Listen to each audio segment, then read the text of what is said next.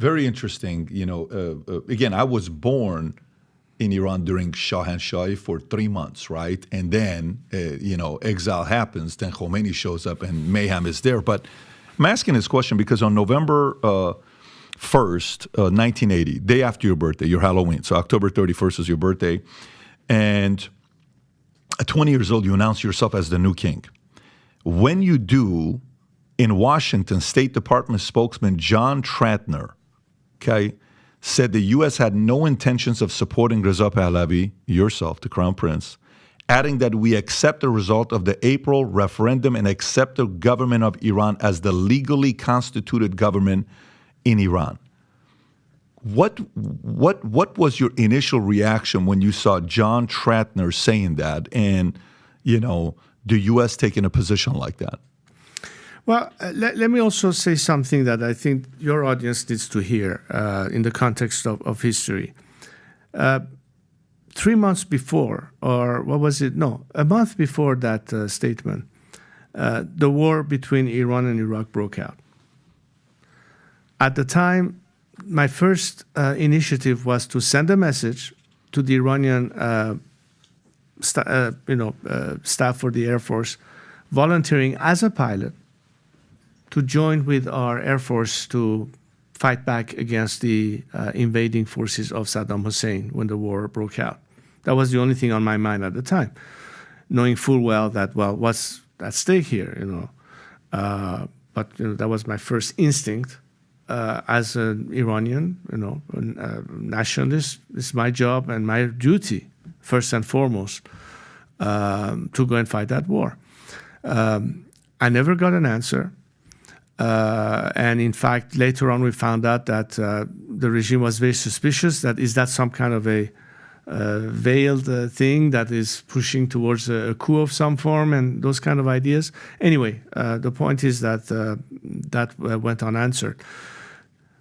You refer to that message. My intentions was simply this, to say, listen, we are at war.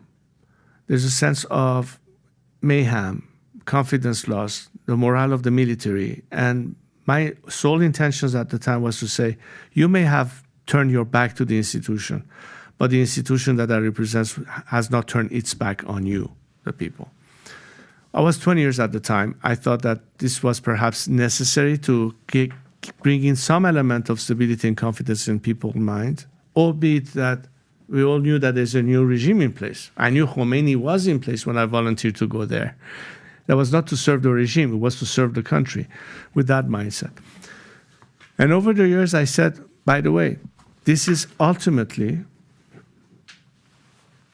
the Iranian people who have to make that choice. I always said, this is a decision that the Iranian people have to make as to what kind of a future they want to have. This has been my unwavering position in the past 44 years and counting, which is why today my focus and my goal and my sole mission is to see through it that we have a transition, a democratic transition, meaning that a constitutional assembly where people's representatives would debate the constitution, the form it has to take, the content of the regime, and ultimately submit it to a referendum.